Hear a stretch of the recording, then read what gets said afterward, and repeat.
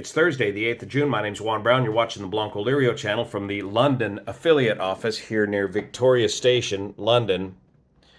We've got some new to me ATC audio of the F-16 Intercept of the Cessna Citation November 611 Victor Golf that crashed on Sunday, June the 4th to an apparent pilot incapacitation. These audio tapes are an important reminder about TCAS, traffic collision avoidance systems, and resolution advisories, and show just how busy things got for this ATC controller on the East Coast during this incident. Let's break down these tapes and check it out.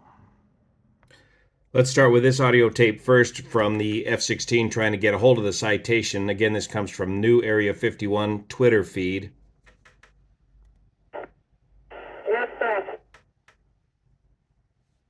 Take it back to the beginning here.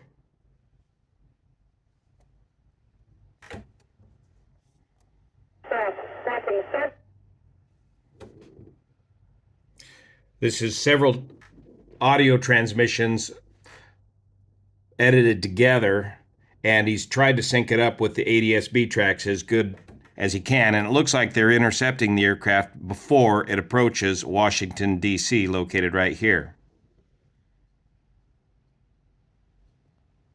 Departure Cosmic 02 is airborne with an active alert scramble. Cosmic 02, Atlantic City departure. I'm looking.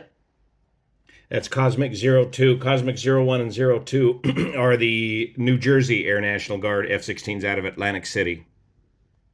For an on-course heading of 040. Wave 1, thanks. Your radar contact, climb and maintain 17,000, and you guys direct to the TOI system. Air National Guard fighter on guard. If you hear this transmission, contact us on 121.5. Aircraft tracking 7275. This is an armed air defense fighter on guard 121.5. Contact us immediately on this transmission. So she's saying this is a armed air defense fighter on guard, aircraft squawking 7275. That's the transponder code of the Cessna Citation. Please contact us on 121.5 or the guard frequency. And she's trying this over and over. Aircraft squawking 7275. This is an armed air defense fighter transmitting on 121.5. You have been intercepted. Contact me up on this transmission, 121.5. And apparently this pilot stayed with the aircraft all the way to the crash. Now this next audio clip from Live ATC shows just how busy things got during this intercept. The eastern seaboard is very busy with air traffic. Here we've got Delta 446 at 20,500 feet. We've got Delta 2085 at 37,000 feet. And we've got November 745 Mike Charlie here at 38,000 feet. Atlantic City located over here. The Citation over Baltimore here. Washington, D.C. located here. So we've got aircraft popping up out of Atlantic City. Got to cut across all of this traffic. And I don't believe this audio tape is edited at all, just showing you how busy it gets. Let's see if we can play it. And contact 01, he's on a heading of 262, right? Or you're heading from you at 262. And now you read you loud and clear. I am on a heading of 262. Roger, that's a good heading.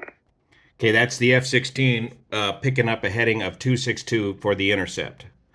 Coming out of here. Thanks very much. I can't see him on radar. It'll probably be another 40 miles. Fairway 1215, clear direct metro. The F-16 cannot yet see him on his onboard radar, onboard his aircraft. Again, the F-16s are not shown on the ADS-B display.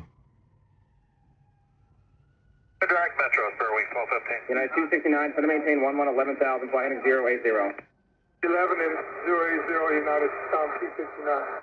Delta 446, traffic alert at your 12 o'clock in 5 miles is a F-16 climbing underneath altitude unknown. 446 has F-16 in a vertical climb. Breakout 4326, contacting your approach 127.3. 47.3, breakout 4326, good afternoon. Delta 2085 is in an RA descent.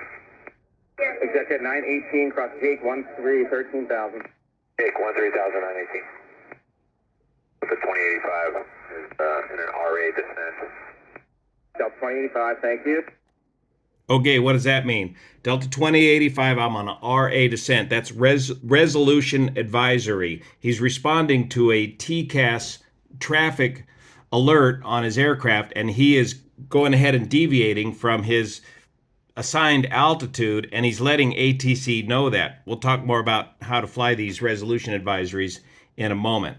But he is getting out of the way of this F-16 as things are moving faster here than this controller can keep up with. And you can tell in his voice, he's stressed.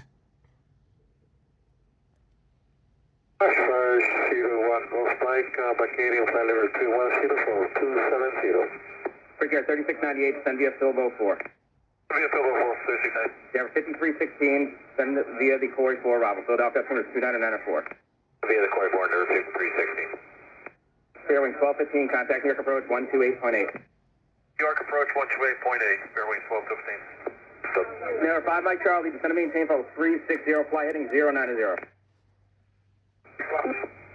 Cosmic 02, fly heading 290. 290, 5 Mike Charlie. 5 Mike Charlie, no. 5 Mike Charlie, heading 090. 090, 5 Mike Charlie. Cosmic 02, heading 290 right now. And then they get him deconflicted. So some confusion there with 5 Mike Charlie. He picked up the transmission for the F-16. No, he want the F-16 to go right, and 5 Mike Charlie, correction, you want the, F-16 to go right, and you want 5 Mike Charlie to go right to deconflict from each other. So the first aircraft sees the F-16 in a vertical climb, misses them just fine. The second aircraft gets a resolution advisory and does a descent to avoid the F-16. And the third aircraft, the controller catches him in time to turn out of the way of the F-16 as they deploy at the speed of heat to catch up with the Cessna Citation jet. TCAS, Traffic Collision Avoidance Systems, has two advisories, a traffic advisory, a TA or an RA. A TA is just telling you there's traffic ahead and telling you to look out for him, and you're looking on the instrument panel to see where he's located. A RA, a resolution advisory, will advise you how to avoid a conflict once it gets so close, and it will give you a red bar, a series of red bars as to where not to fly. So this is an example of a climbing resolution advisory where they want you to climb into this area right here, and on your vertical speed you want to climb into this area right here, and then it'll eventually say clear of conflict. After that, you head on back to your last ATC clearance. The whole idea with a resolution advisory is you got to smoothly click off the autopilot and auto throttles and hand fly the aircraft in accordance with the resolution advisory. If two aircraft are equipped with TCAS, TCAS will sort it out so that it'll direct one aircraft to do one thing and the other aircraft to do the opposite to avoid each other. If there's a conflict with ATC instructions, you need to follow the machine, what the TCAS is telling you, because it has the most accurate picture of what's going on, and it may be resolving this conflict between the two different TCAS-equipped aircraft.